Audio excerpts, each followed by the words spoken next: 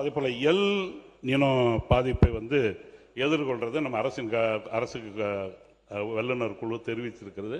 நீங்கள் உடனடியாக துறையின் மூலமாக நிபுணர் குழு அமைத்திருக்கீங்களா, உள்ளபடியே வரவேற்கிறேன், பாராட்டுகிறேன். ஆனால் வடகிழக்கு பருவமழை ஆரம்பிக்கின்ற அந்த சூழ்நிலையில் சென்னை போன்ற நகரங்களில் நீங்கள் நீர்நிலை ஆதாரங்களை வெள்ள தடுப்பு முன்னெடுப்பு நடவடிக்கை எடுக்கவில்லை. இதுவரையில் எந்த கூட்டமும் போட்டதாக தெரியவில்லை.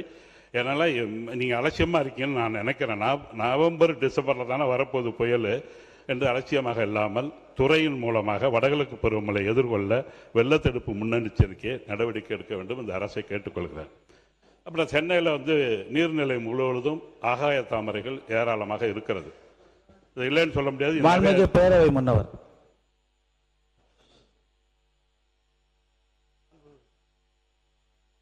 மாண்புமிகு பேரவைத் தலைவர் அவர்களே, முன்னெச்சரிக்கை நடவடிக்கையாக வடகிழக்கு பருவமழை பெய்கிற போது அதற்கான நடவடிக்கை மேற்கொள்ளவில்லை என்று தெரியவில்லை என்று சொன்னார்கள். முதலமைச்சருடைய தலைமையிலே அனைத்து துறையை சார்ந்தவர்களும் 2 முறை அதற்கான நடவடிக்கை என்ன மேற்கொள்ள வேண்டும் என்பதை ஆய்ந்து அந்த பணிகளை விரைந்து பொதுப்பணித்துறை, நெடுஞ்சாலைத்துறை நிர்வாக, இங்கே இருக்கிற மாநகராட்சியுடைய நிர்வாகர் அத்தனை பேரையும் அழைத்து அவர் பேசியிருக்கிறார். நாங்கள் அமைச்சரும் அதிலே கலந்து கொண்டிருக்கிறோம்.